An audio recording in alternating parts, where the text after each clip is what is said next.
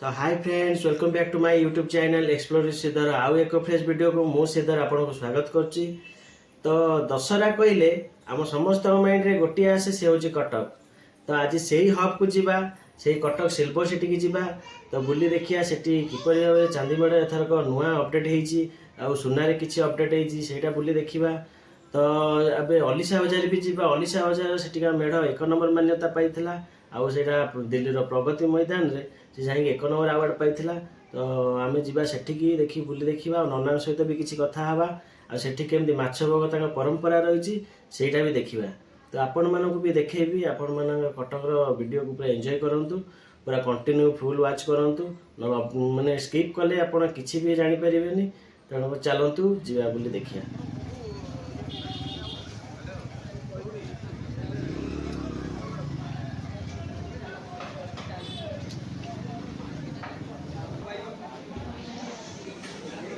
तो एबे आमे आसिकी पहुँची गलु ओलिसा बाजार दुर्गा मंडप रे।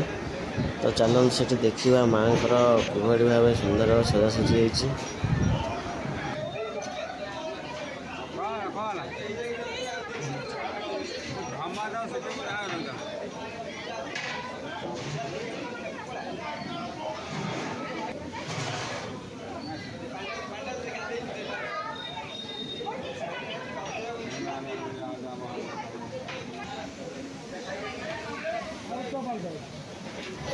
तो आपण मैंने देखिपे ओलिसा बाजार माछ भोग तंकर चली प्राय 10,000 लोक ये खाती प्रसाद पाती।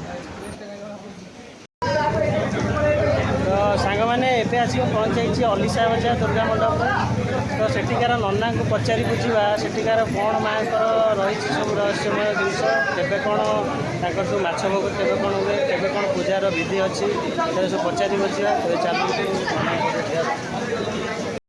चलते नना एटिकार जो पूजा विधि जो नियम अच्छी कौन केमती रही कि शुणु मो ना हूँ कौन माणिया नना ओलिसा बाजार मंदिर पूजक। ये आमर जहाँ मु देखी आसी आमर यहाँ कौन 1983 मसीह ये आमर कौन माने घट पूजा होता फास्ट टाइम जो घट पूजा होता तापर नेक्स्ट वर्ष आमर भाईचारा नहीं जो अच्छे साई पड़िशा जो अच्छा कथा कर मूर्ति पूजा आरंभ है।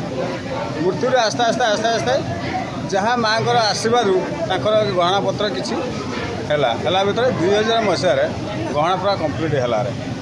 जो माँ को जो गहना अच्छी माने 3.5 क्विंटाल माने चांदी मेढ़टी 3.5 क्विंटाल तार कसी कम निर्माणित कराई। जो मेढ़ माना ओडिशा रू 1 नंबर ही दिल्ली प्रगति मैदान में जो देता वाणिज्य मेल से आवार्ड पाई आसी तापर तो चलती तार चलती फास्ट आमर है कौन षष्ठी दिन माँ पार बेलवरणी पूजा हुए। षष्ठी दिन सप्तम दिन हुए कौन माने आमर भृंगारी स्नान जल यात्रा माने चंडीपाठ आरती पुष्पांजलि जो चक्षुदान सब हुए। तापर अष्टम दिन कौन फल दिवता माँ मासी जो अष्टम व्रत जो करती उपवास करती पाई आम अष्टम व्रत भी हुए। नवम दिन भी माछ भोग हुए माँ पारे। माछ भोगटी हुए केते लोकंक तथापि माछ भोग तथापि आमर 3 क्विंटाल 3.5 क्विंटाल माछ आसार आमर ये तक 8-10 हजार लोग भक्त मैंने सब पाँच सब प्रसाद हिसाब से सब पाई जाती। आउ गोटे नना कथा पचार जो आपणकर जो एटिकार जो भसाणी यात्राटा केबे कौन हुए? भसाणी यात्रा आमर कौन माने दशमी दिन तो आमर पूजा लास्ट दिन माँ माने विसर्जन हो दहीपक भोग भोग सारिकी विसर्जन हो विसर्जन पर भसाणी शोभायात्रा करेंगे माँ को लेकिन पानी विसर्जन करेंगे। तो तापर आम आसीगलु एबे दरगाह बाजार पूजा मंडप रे एठी चांदी मेढ़ शोभा पाए।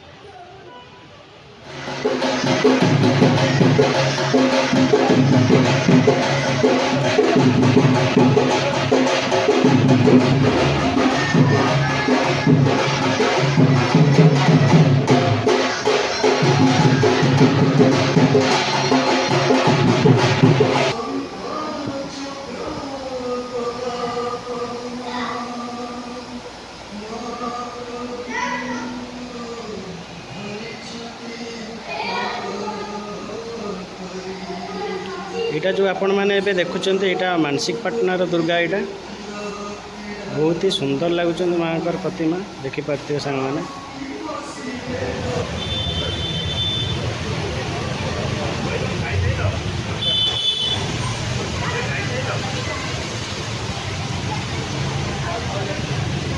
तो सांग मैंने यहाँ देखिपे रामगढ़ कनिका छक चांदी मेढ़र दृश्य बढ़िया भाव कारुकार्य बढ़िया बढ़िया भरा है बहुत ही सुंदर लगुच।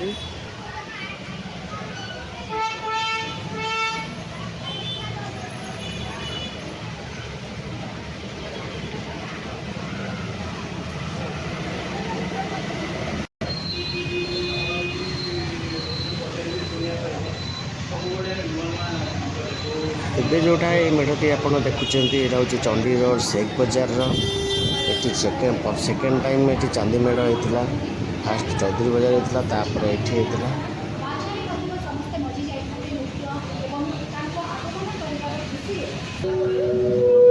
तो ये मेढ़टी हूँ महमदिया बजार देखिपे यहाँ 2 वर्ष पूर्व ये कमटी संपूर्ण होती चांदी मेढ़टी।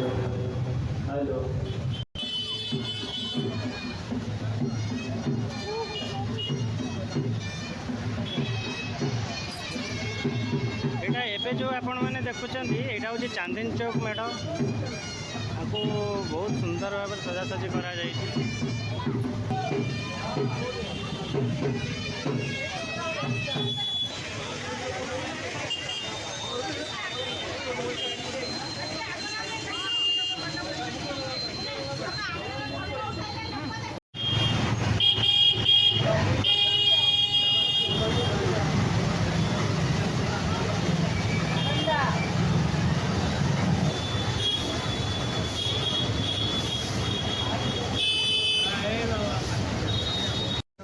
तो एबे आपण ये जो मेढ़टी देखुं यहाँ हूँ मंगला बागर ये चांदी मेढ़ सह सुनार भी मेढ़ काम स्टार्ट हो सारी।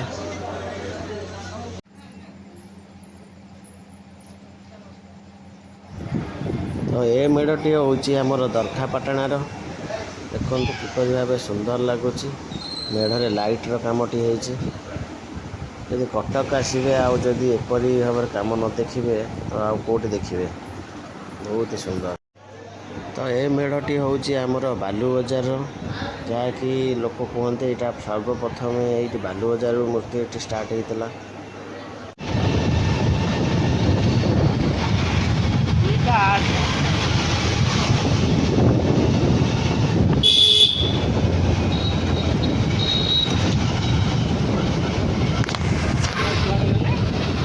मैंने सुना चांदी मेढ़ तो देखिले एबे यहाँ काच मेढ़ देखु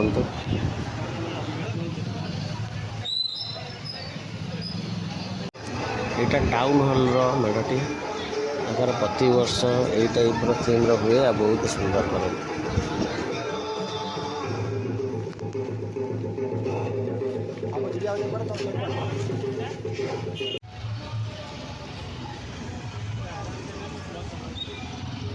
तो ये सांग मैंने जोड़ा देखते यहाँ हूँ बिड़ानासीर देखो किपर भाव लाइट टनेल कर प्रथम चांदी मेढ़ कर बहुत ही भल डेकोरेशन कर यूनिक जिनस देखार अच्छी तो कटक पाइबे आपण।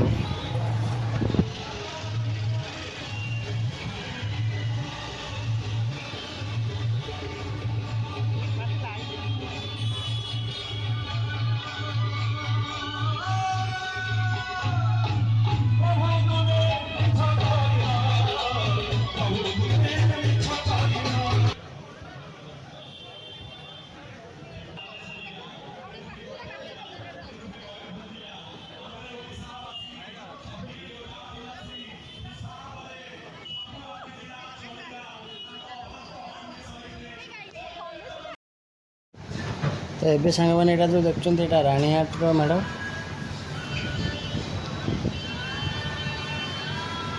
यहाँ चाउलियागंज।